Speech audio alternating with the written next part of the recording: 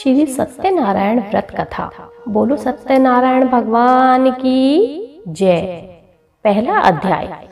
एक समय नमिषारण्य तीर्थ में शौन आदि 88,000 ऋषियों ने श्री सूत जी से पूछा, हे प्रभु, इस कलयुग में वेद विद्या रहित मनुष्यों को प्रभु भक्ति किस प्रकार मिलेगी तथा उनका उद्धार कैसे होगा। इसलिए हे मुनि, कोई ऐसा तप कहिए जिससे थोड़े समय में पुण्य प्राप्त होवे तथा मनमांचित फल मिले। वह कथा सुनने की हमारी बड़ी इच्छा है। सर्वशास्त्र ज्ञाता श्री सूत जी बोले, हे वैष्णवों में पूज्य, आप सबने प्राणियों के हित की बात पूछी है। अब मैं उस श्रेष्ठ व्रत को आप लोगों से कहूँगा जिस व्रत को नारद जी ने लक्ष्मी नारायण जी से पूछा था और लक्ष्मीपति ने मुनि श्रेष्ठ नारद जी से कहा था। सो ध्यान से सुनो।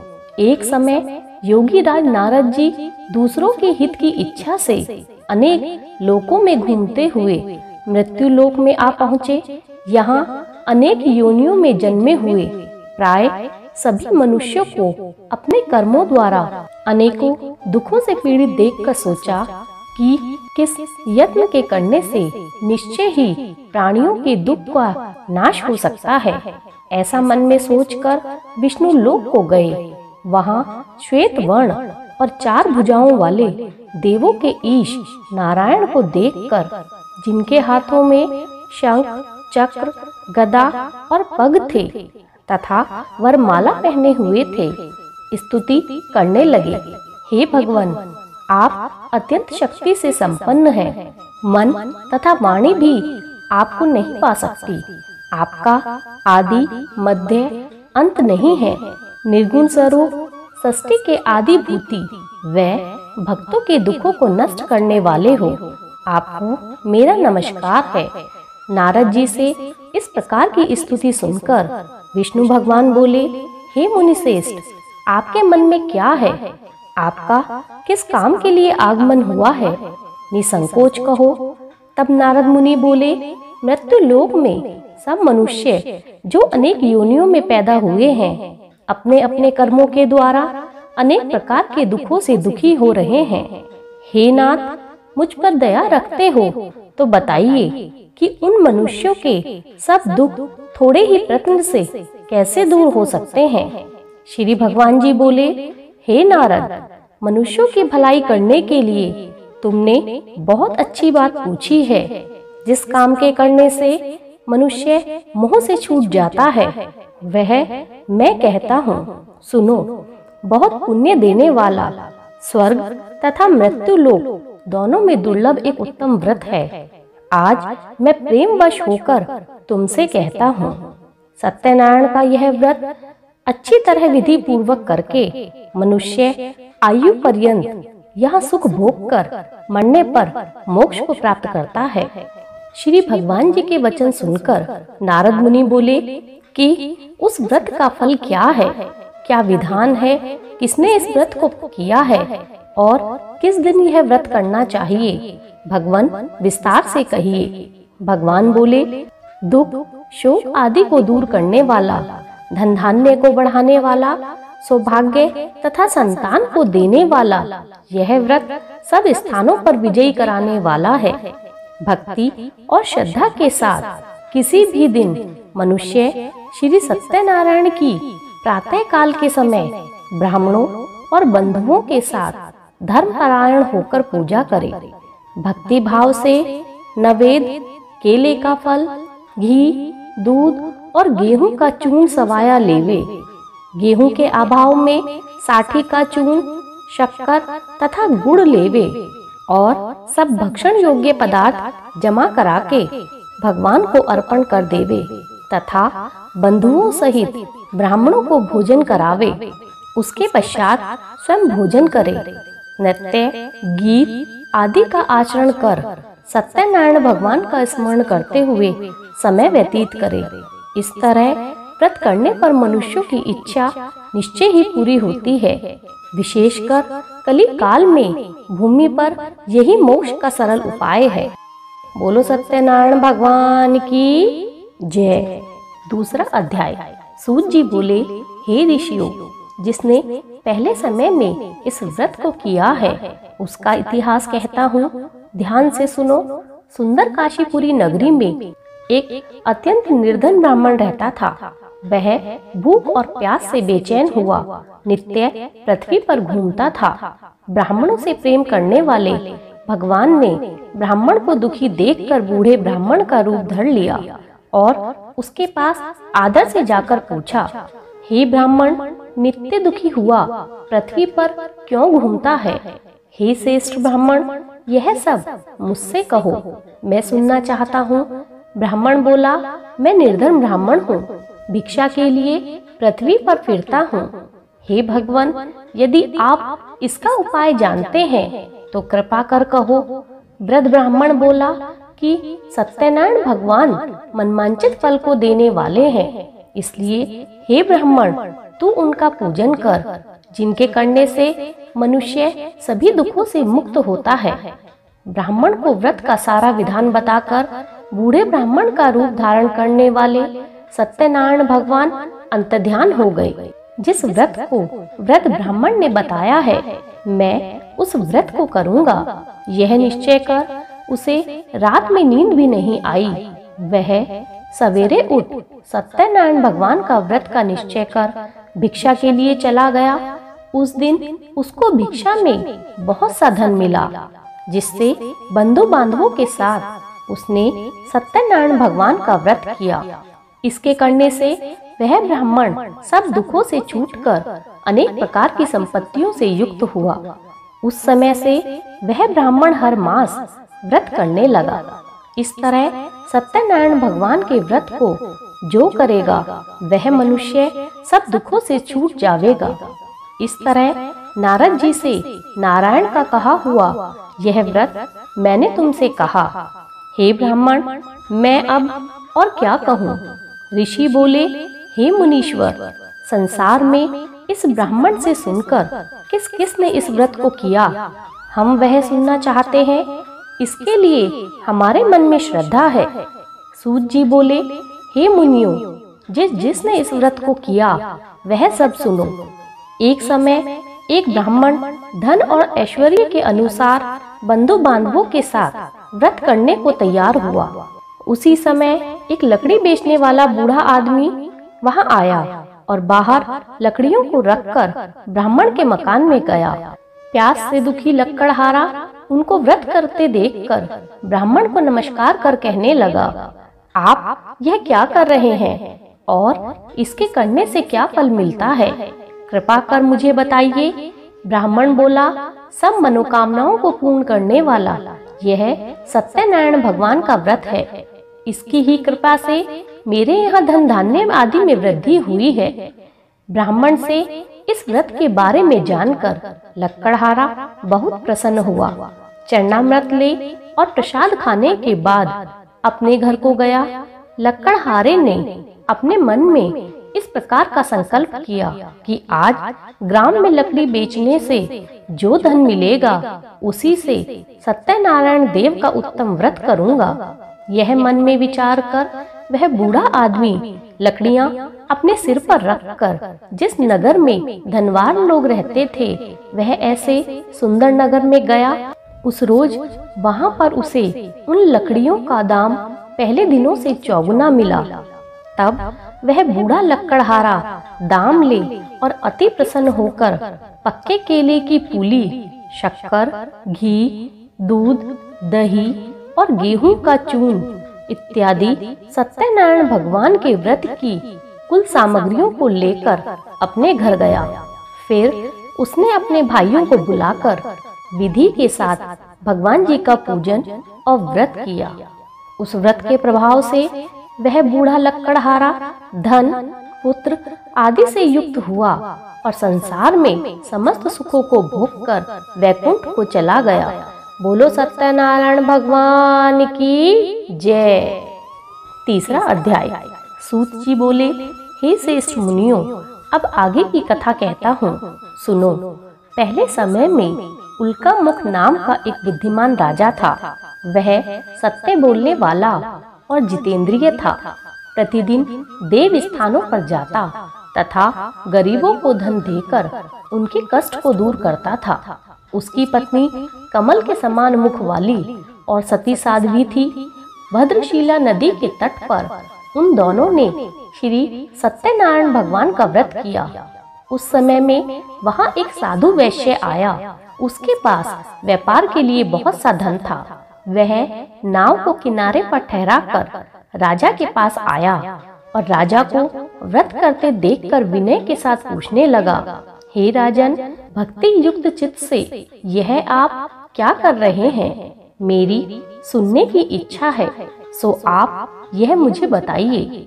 राजा बोला, हे साधु, अपने बांधवों के साथ पुत्र आदि की प्राप्ति के लिए यह महाशक्तिवान सत्यनारायण भगवान का व्रत व पूजन किया जा रहा है। राजा के वचन सुनकर साधु आदर से बोला, हे राजन, मुझसे इसका सब विधान कहो। मैं भी आपके कथना अनुसार इस व्रत को करूंगा। मेरे भी कोई संतान नहीं है और इससे निश्चय ही हो जाएगी। राजा से सब विधान सुन व्यापार से निवृत्त हो वह आनंद के साथ घर चला गया। साधु ने अपनी स्त्री से संतान को देने वाला उस व्रत का समाचार सुनाया और कहा कि जब मेरे संतान होएगी तब मैं इस व्रत को करूंगा। साधु ने ऐसे वचन अपनी स्त्री लीलावती से कहे। एक दिन उसकी स्त्री लीलावती सत्यनारायण भगवान की कृपा से गर्भवती हो गई तथा 10वें महीने में उसके एक सुंदर कन्या का जन्म हुआ। दिनों दिन वह इस तरह से बढ़ने लगी जैसे शुक्ल पक्ष का चंद्रमा बढ़ता है। कन्या का नाम कलावती रखा गया। तब लीलावती ने मीठे शब्दों में अपने पति से कहा कि जो आपने संकल्प किया था भगवान का व्रत करूंगा, अब आप उसे करिए। साधु बोला, हे प्रिय, इसके विवाह पर करूंगा। इस प्रकार अपनी पत्नी को आश्वासन दे वह नगर को चला गया। कलावती पिता के घर में धीरे धीरे बड़ी होने लगी। साधु ने जब नगर में सखियों के साथ अपनी पुत्री को देखा तो तुरंत दूत बुलाकर कहा कि पुत्री के वास्ते कोई सुयोग्य वर देख लाओ। साधु की आज्ञा पाकर दूत कंचन नगर पहुंचा और वहां पर बड़ी खोज कर देखभाल कर लड़के के लिए एक सुयोग्य वाणिक पुत्र को ले आया। उस सुयोग्य लड़के को देखकर साधु ने अपने बंधु बांधवों सहित प्रसन्नचित्त अपनी पुत्री का विवाह उसके साथ कर दिया। किंतु दुर्भाग्य से विवाह के समय भी उस व्रत को करना भूल गया। तब श्री भगवान क्रोधित हो गए और श्राप दिया कि तुम्हें दारुण दुख प्राप्त होगा। अपने कार्य में कुशल साधु बनिया जामाता सहित समुद्र के समीप स्थित रत्नपुर नामक नगर में गया और वहां दोनों ससुर जमाई चंद्रकेतु राजा के नगर में व्यापार करने लगे। एक रोज भगवान सत्यनारायण भगवान की माया से प्रेरित होकर कोई चोर राजा का धन चुराकर भागा जा रहा था, किंतु राजा के दूतों को आता देखकर चोर ने घबराकर भागते हुए राजा के धन को वहीं चुपचाप छिपा दिया जहां वो ससुर जमाई ठहरे थे। जब दूतों ने उस साधु वैश्य के पास राजा के धन को देखा तो वे दोनों को बांधकर ले गए और प्रसन्नता से दौड़ते हुए राजा के समीप जाकर बोले, यह दो चोर हम पकड़कर लाए हैं, देखकर आज्ञा दे। तब राजा की आज्ञा से उनको कठोर कारावास में डाल दिया गया और उनका सब धन छीन लिया गया। सत्यनारायण भगवान के शाप द्वारा उनकी पत्नी भी घर पर दुखी रहने लगी और घर पर जो भी धन था वो चोर चुरा कर ले गए। शारीरिक और मानसिक पीड़ा तथा भूख प्यास से अति दुखित हो अन्न की चिंता में कलावती एक ब्राह्मण के घर गई। वहां उसने सत्यनारायण भगवान की पूजा को देखा, फिर कथा सुनी तथा प्रसाद ग्रहण कर रात को घर आई। माता ने कलावती से कहा, हे पुत्री, अब तक कहाँ रही? वह तेरे मन में क्या है? कलावती बोली, हे माता, मैंने एक ब्राह्मण के घर में श्री सत्यनारायण भगवान का व्रत होते देखा है। कन्या के वचन सुन लीलावती भगवान के पूजन की तैयारी करने लगी। लीलावती ने परिवार तथा बंधुओं सहित श्री सत्यनारायण भगवान का पूजन किया और वर मांगा कि मेरे पति और दामाद शीघ्र घर आ जावें। साथ ही प्रार्थना की कि हम सबका अपराध क्षमा करो। सत्यनारायण भगवान इस व्रत से संतुष्ट हो गए और राजा चंद्रकेतु के स्वप्न में दर्शन देकर कहा, हे राजन, दोनों वैश्यों को प्रातः ही छोड़ दो और उनका सब धन जो तुमने ग्रहण किया है दे दो, नहीं तो मैं तेरा धन, राज्य, पुत्र आदि सब नष्ट कर दूंगा। राजा से ऐसे वचन कहकर भगवान अंतर्ध्यान हो गए। प्रातः काल राजा चंद्रकेतु ने सभा में अपना स्वप्न सुनाया। फिर दोनों वाणिक पुत्रों को कैद से मुक्त कर सभा में बुलाया। दोनों ने आते ही राजा को नमस्कार किया। राजा मीठे वचनों से बोला, हे महाअनुभवो, भावी वश ऐसा कठिन दुख प्राप्त हुआ है, अब तुम्हें कोई भय नहीं है। ऐसा कहकर राजा ने उनको नए नए वस्त्राभूषण पहनाए और उनका जितना भी धन था उसे दोगुना करके आदर के साथ विदा किया। दोनों वैश्य अपने घर को चल दिए। बोलो सत्यनारायण भगवान की जय। चौथा अध्याय। सूत जी बोले, वैश्य ने मंगलाचार करके यात्रा आरंभ की और अपने नगर को चला। उनके थोड़ी दूर निकलने पर दंडी वेशधारी सत्यनारायण भगवान ने उनसे पूछा, हे साधु, तेरी नाव में क्या है? अभिमानी वाणिक हंसता हुआ बोला, हे दंडी, आप क्यों पूछते हैं? क्या धन लेने की इच्छा है? मेरी नाव में तो बेल पत्ते आदि भरे हैं। वैश्य का कठोर वचन सुनकर भगवान ने कहा, तुम्हारा वचन सत्य हो। दंडी ऐसा कहकर वहां से दूर चले गए और कुछ दूर जाकर समुद्र के किनारे बैठ गए। दंडी के जाने पर वैश्य ने नित्य क्रियाएं करने के बाद नाव को ऊंची उठी देखकर अचंभा किया और नाव में बेल पत्थर आदि देखकर मूर्छित हो जमीन पर गिर पड़ा। फिर मूर्छा खुलने पर अत्यंत शोक प्रकट करने लगा। तब उसका दामाद बोला कि आप शोक ना करें, यह दंडी का श्राप है, अतः उनकी शरण में चलना चाहिए, तभी हमारी मनोकामना पूरी होगी। दामाद के वचन सुनकर दंडी के पास पहुंचा और अत्यंत भक्ति भाव से नमस्कार कर बोला, हे भगवान, आपकी माया से मोहित ब्रह्मा आदि भी आपके रूप को नहीं जानते, तब मैं अज्ञानी कैसे जान सकता हूँ? आप प्रसन्न होइए, मैं सामर्थ्य के अनुसार आपकी पूजा करूँगा। मेरी रक्षा करो और पहले के समान नौका में धन भर दो।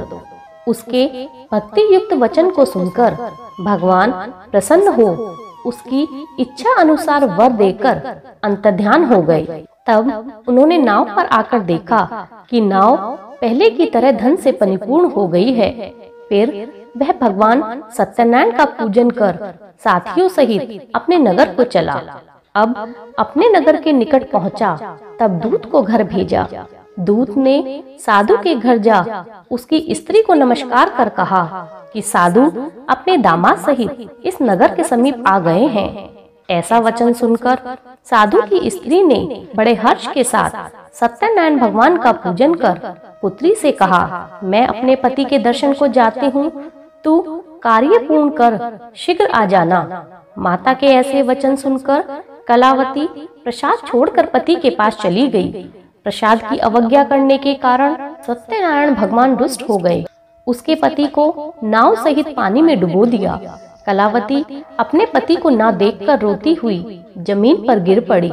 इस तरह नौका को डूबा हुआ तथा कन्या को रोता हुआ देख साधु दुखित हो बोला, हे प्रभु, मुझसे या मेरे परिवार से जो भूल हुई हो उसे क्षमा करें। उसके दीन वचन सुनकर सत्यनारायण भगवान प्रसन्न हो गए और आकाशवाणी हुई, हे साधु, तेरी कन्या मेरे प्रसाद को छोड़कर आई है, इसलिए इसका पति अदृश्य हुआ है। यदि वह घर जाकर प्रसाद खाकर लौटे तो इसका पति इसे अवश्य मिल जाएगा। ऐसी आकाशवाणी सुनकर कलावती ने अपने घर पहुंचकर प्रसाद खाया, फिर आकर पति के दर्शन किए। इसके पश्चात साधु ने बंधु बांधवों सहित सत्यनारायण भगवान का विधि पूर्वक पूजन किया। उस दिन से वह पूर्णिमा को सत्यनारायण भगवान का पूजन करने लगा। फिर इस लोक का सुख भोग कर अंत में स्वर्गलोक को गया। बोलो सत्यनारायण भगवान की जय। 5वां अध्याय। सूत जी बोले, हे ऋषियों, मैं और कथा कहता हूँ, सुनो। प्रजापालन में लीन तुंगध्वज नाम का एक राजा था। उसने भी भगवान के प्रसाद को त्याग कर बहुत दुख पाया। एक समय वन में जाकर वन्य पशुओं को मारकर बड़ के पेड़ के नीचे आया। वहां उसने ग्वालों को भक्ति भाव से बांधवों सहित सत्यनारायण भगवान का पूजन करते देखा। राजा देखकर भी अभिमानवश वहां नहीं गया और न ही भगवान को नमस्कार किया। जब ग्वालों ने भगवान का प्रसाद उसके सामने रखा तो वह प्रसाद को त्याग कर अपनी सुंदर नगरी को चला गया। वहीं उसने अपना सब कुछ नष्ट पाया तो वह जान गया कि यह सब भगवान की लीला है। तब वह विश्वास कर ग्वालों के समीप आया और विधि पूर्वक पूजन कर प्रसाद खाया तो सत्यनारायण भगवान की कृपा से सब पहले जैसा हो गया और फिर दीर्घ काल तक सुख भोग कर मरने पर स्वर्गलोक को गया। जो मनुष्य इस परम दुर्लभ व्रत को करेगा वह भगवान की कृपा से धन धान्य को प्राप्त करेगा। निर्धन धनी और बंदी बंधन से मुक्त होकर निर्भय हो जाता है। संतानहीनों को संतान प्राप्ति होती है तथा सब मनोरथ पूर्ण होकर अंत में वैकुंठ धाम को जाता है। भक्तों, जिन्होंने पहले इस व्रत को किया है, अब मैं उनके दूसरे जन्म की कथा कहता हूँ। वृद्ध शतानंद ब्राह्मण ने सुदामा का जन्म लेकर मोक्ष को पाया। उल्कामुख नाम का राजा दशरथ होकर वैकुंठ को प्राप्त हुआ। साधु नाम के वैश्य ने मोर ध्वज बनकर अपने पुत्र को आरे से चीरकर मोक्ष को प्राप्त किया। महाराज तुंगध्वज ने स्वयंभू होकर भगवान की भक्ति युक्त कर्म कर मोक्ष प्राप्त किया। इति श्री सत्यनारायण व्रत कथा संपूर्ण। बोलो सत्यनारायण भगवान की जय।